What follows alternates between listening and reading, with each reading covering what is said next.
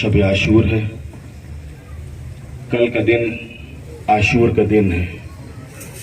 عاشور کا دن جس دن امام حسین نے اپنے اصحاب، انصار اور گود کے پھالوں کی قربانی کے ساتھ ساتھ خود اپنی قربانی دی ہے اور خود اپنی قربانی پیش کی ہے. میں یہاں پر جبکہ آج راجولہ سٹی کا پورا سماج، ہر مذہب، ہر دھرم، ہر رنگ، ہر نسل اور ہر فرقے کے لوگ یہاں پر موجود ہیں، میں کربلا کا ایک مختصر سا اتہاس، کربلا کی ایک بہت ہی شارٹ میں تاریخ آپ کی خدمت میں بیان کرنا چاہتا ہوں. عزیزو، جس وقت پیغمبر ختمی مرتبت حضرت محمد مصطفیٰ صلی اللہ علیہ وآلہ وسلم نے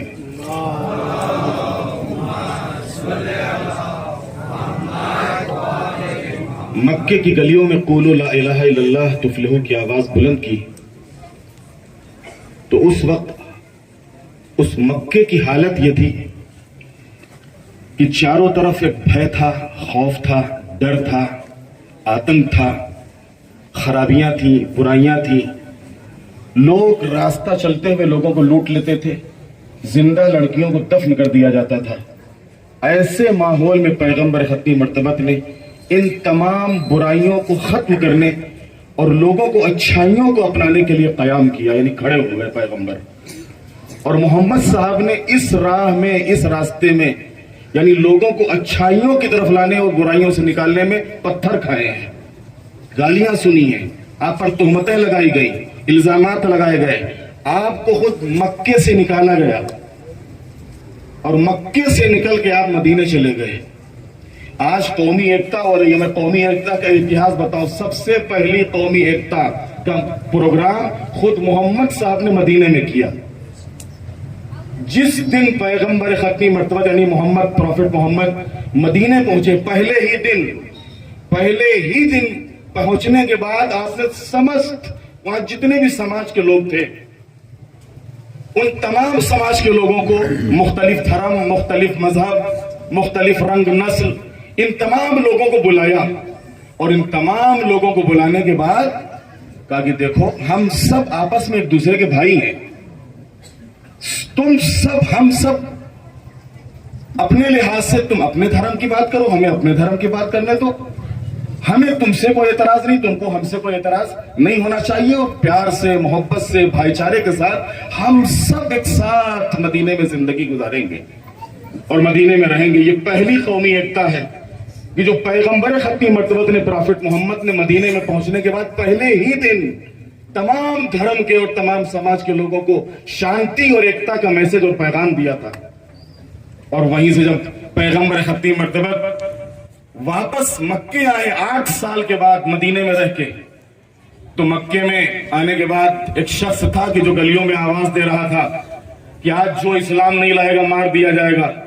لوگوں کو پیغمبر کا اخلاق معلوم تھا، پیغمبر کا کردار معلوم تھا، پیغمبر کی زندگی سے واقف تھے کہ پیغمبر کی یہ آواز نہیں ہو سکتی، پیغمبر کا یہ انداز نہیں ہو سکتا، خود پروفٹ محمد کا یہ میسج نہیں ہو سکتا ہے. لہذا مکے کے یہ لوگ پیغمبر کی خدمت میں آئے، پروفٹ محمد کی خدمت میں آئے. محمد صاحب، یہ کیا ہو رہا ہے؟ یہ کیسی آوازیں آ رہی ہیں آپ کے آنے کے بعد کہ جو آج اسلام نہیں لائے گا مار دیا جائے گا؟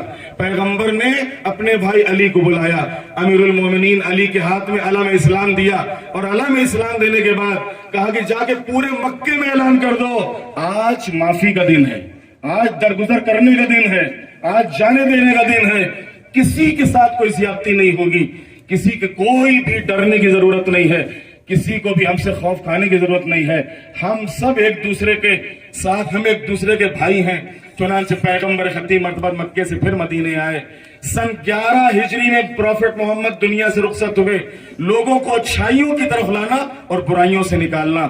پیغمبر ختمی مرتبہ 11 ہجری میں جب دنیا سے رخصت ہوئے ہیں، آپ نے پردہ کیا ہے، آپ دنیا سے تشریف لے گئے ہیں، اس کے بعد جیسے جیسے محمد صاحب سے زمانہ آگے بڑھتا چلا گیا، ویسے ویسے پیغمبر کی تعلیمات جو تھی ان کو بھولتا چلا گیا، ان کو پیچھے چھوڑتا چلا گیا، اور پھر وہی خرابیاں، پھر وہی برائیاں، واپس آنے لگی.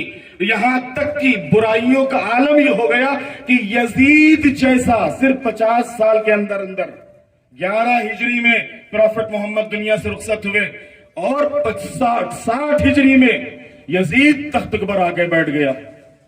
ستا اپنے قبضے میں اور اپنے ہاتھ میں لے لی, اور جیسے ہی ستا ملی ویسے ہی اس نے سب سے پہلے امام حسین سے بیعت کا مطالبہ کیا. کیوں؟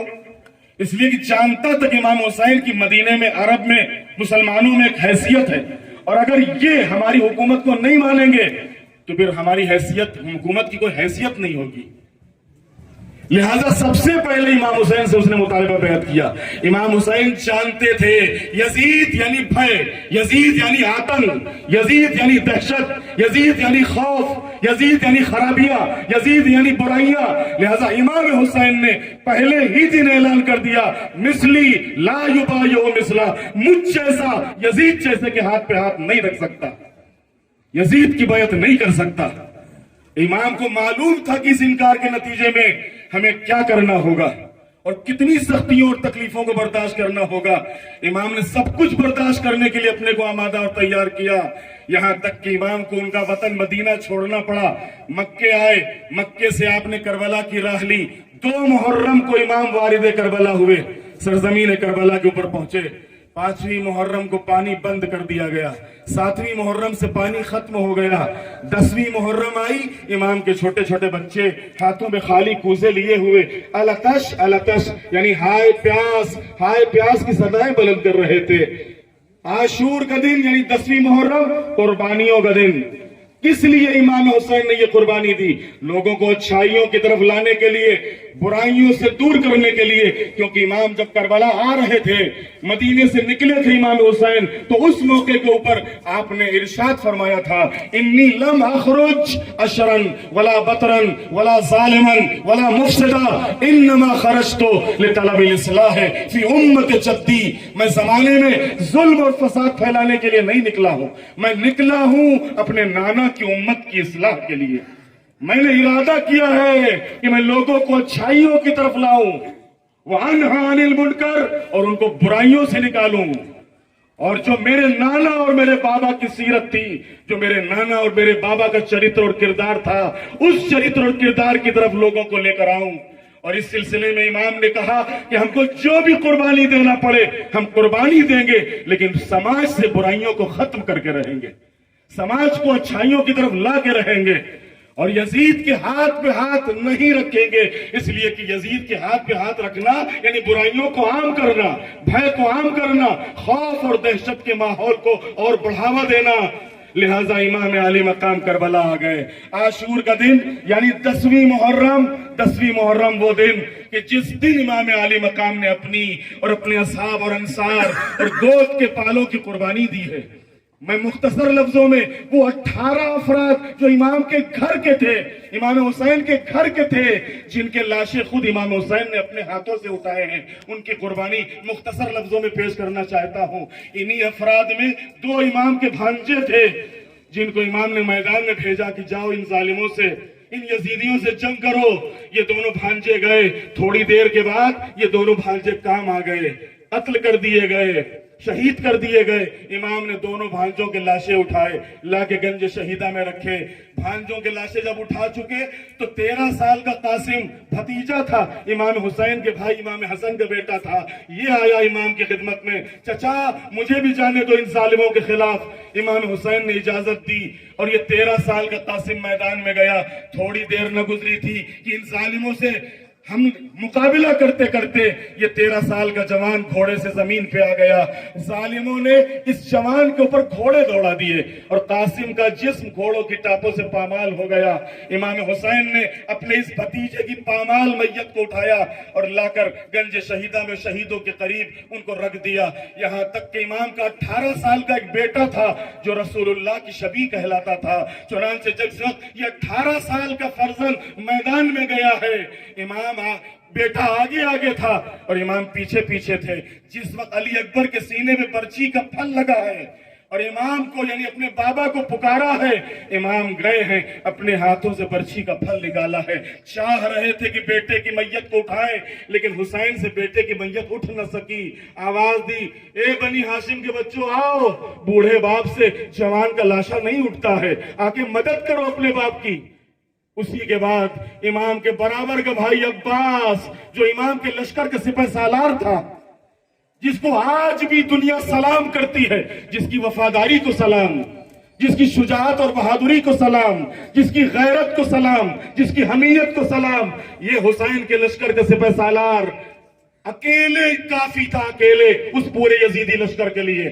جس وقت تمام لشکر امام کا مارا گیا, جناب عباس آئے, آقا اب تو اجازت دے دو میدان میں جانے کی, اس لیے کہ اب تک عباس کو روک کے رکھا تھا. عباس تم کو جنگ کی اجازت نہیں ہے, تم کو جنگ کی اجازت نہیں ہے. امام جانتے تھے اگر عباس کو جنگ کی اجازت مل گئی تو جنگ کا نقشہ کیا ہوگا. لہٰذا ابھی عباس میں اور امام میں گفتگو ہو رہی تھی کہ خیمے سے چھوٹے چھوٹے بچوں کی آواز آئی, ہائے پیاس, ہائے پیاس. امام نے فرمایا بھیا عباس جانا چاہتے ہو تو جاؤ, لیکن بچوں کے لیے پانی کی سبیل کرنے کے لیے جاؤ, لڑنے کے لیے نہیں, جنگ کرنے کے لیے نہیں, پانی لینے کے لیے. جناب عباس پانی لینے کے لیے فرات پہ گئے, اس لیے کہ ان یزیدیوں نے فرات پر پہرا بٹھال دیا تھا, پانی لے جانے کے لیے منع کر دیا تھا. لیکن عباس کی شجاعت اور بہادری کہ آپ ان سے لڑتے ہوئے فرات پہ پہنچ گئے, مشکیزے میں پانی بھرا, پانی بھر کے واپس ہو رہے تھے کہ ان لعینوں نے اور ان ظالموں نے تیر مارا, تیر مشک کے اوپر لگا, پانی بہ گیا. جب پانی بہ گیا تو یہ عباس کی غیرت تھی, کہا کہ اب خیمے میں جا کے کیا کریں, اب بچوں کو ہم کیا منہ دکھائیں گے کہ ہم تو پانی لینے کے لیے گئے تھے, پانی بھی نہ لا سکے. لہذا عباس نے اپنے رخ کو پھر موڑ دیا.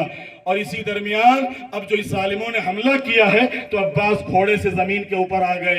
امام عباس کے سرانے بھی پہنچے, اب کوئی نہیں تھا. بس آخری شہادت اور سن لیجئے, یہ کس کی شہادت تھی, یہ کسی ایسے شہید کی شہادت نہیں ہے کہ جو چل کے میدان میں آیا ہو, یہ وہ شہید ہے کہ جسے امام خود اپنے ہاتھوں پہ لے کے آئے تھے. یہ امام حسین کا 6 مہینے کا بچہ تھا, 6 مہینے کا بچہ جو پیاس سے جاں بلب تھا, کبھی منہ کھولتا تھا کبھی بند کر لیتا تھا. امام اس 6 مہینے کے بچے کو لیے ہوئے مقتل میں حاضر ہو گئے. لوگوں کو دکھا کے, ان ظالموں کو دکھا کے آواز دیتے, ملونو اگر تم یہ سوچتے ہو کہ بچے کے بہانے میں پانی پی لوں گا, آؤ میں زمین پہ لٹائے دیتا ہوں, 2 قطرے پانی کے اس کے گلے میں ٹپکا دو. ظالموں پر کوئی اثر نہیں ہوا. امام نے بچے کو ہاتھوں پر اٹھا لیا, بیٹا علی اصغر حجت تمام کر دے. علی اصغر نے سوکھی زبان پپڑائے ہوئے ہونٹوں پر پھیری, ایک ہلکی سی مسکراہٹ لبوں پہ آئی. فارمولا کا تیر چلا, 3 شعبے کا تیر, اور 6 مہینے کا بچہ. باپ اپنے بچے کو ایسے لیے ہوئے ہاتھوں کے اوپر, اور ظالم کا تیر آتا ہے اور تیر علی اصغر کے گلے پہ لگتا ہے. اس 6 مہینے کے بچے کے گلے پہ لگتا ہے, اور گلے پہ لگ کے باپ کے ہاتھوں پہ, باپ کے بازو پہ, حسین کے بازو پہ پیوست ہو جاتا ہے. بچہ امام کے ہاتھوں پلٹ جاتا ہے. بچے کو لے کے امام خیدر خیمہ کے اوپر آئے. اب کوئی نہ تھا, حسین تھے اور تنہائی تھی, حسین تھے اور بے کسی تھی, حسین تھے اور مظلومیت تھی, حسین تھے اور غربت تھی. میدان کربلا میں آئے ہیں. آنے کے بعد اب جو, کیونکہ امام حسین علی مرتضیٰ کے بیٹے ہیں, رسول اللہ کے نواسے ہیں, لہذا اب جو حملہ کیا ہے, عالم یہ تھا کہ فوجیں بھاگ رہی تھی. اسی درمیان آواز آئی, کیونکہ اللہ کے نبی کے نواسے تھے, خود امام تھے, اللہ کے پیارے تھے. اللہ کی طرف سے آواز آئی, حسین بس, یا ایتھا النفس المطمئنہ ارجعی الی ربک راضیۃ مرضیہ. اے نفس مطمئنہ کے مالک, میری طرف آ جاؤ اس عالم میں کہ میں تجھ سے راضی اور تو مجھ سے راضی. اس آواز کا آنا تھا. حسین نے سر کو جھکا لیا. یزیدی قریب آنے لگے. حالت یہ تھی, کوئی تیر مار رہا تھا, کوئی تلوار سے حملہ کر رہا تھا, جن کے پاس کچھ نہ تھا وہ پتھر مار رہے تھے. حسین گھوڑے سے زمین پر آئے, شمر ملون آگے بڑھا, سینے کے اوپر سوار ہوا, اور اب جو سر و تن میں جدائی کی تو یہ ہمارا عقیدہ اور ہمارا ماننا ہے, کتابوں میں درج ہے کہ زمین کانپ گئی, آسمان ہل گیا, فضا میں آواز گونجی, الا قتل الحسین بکربلا, الا ذبح الحسین بکربلا. میں آج یقیناً آج کی رات میں جو شب عاشور ہے, یہ اس سے بڑھ کے امام حسین کو خراج عقیدت اور شرطانجلی اور نذران عقیدت نہیں ہو سکتا ہے. کہ تمام سماج اور تمام مذاہب और हर रंग और नस्ल के लोग आज राजूला में इस चौक में जमा होने के बाद इमाम को सलाम करने के लिए आए हैं, इमाम को श्रद्धांजलि देने के लिए आए हैं, इमाम को खराज अकीदत पेश करने के लिए आए हैं। यकीनन आप सबको कि जिन्होंने इस प्रोग्राम का एहतमाम किया है और इस राजूला में भाईचारे का माहौल आम करने के लिए कोशिश की है, उनके लिए दुआ करता हूं कि अल्लाह इन सब की तौफीकात में इजाफा फरमाए। हिंदुस्तान जिंदाबाद। આવા જ સમાચારો માટે અમારી ચેનલને લાઈક કરો, શેર કરો અને સબસ્ક્રાઇબ કરો અને હા, બેલ આઇકોન દબાવવાનું ભૂલતા નહીં।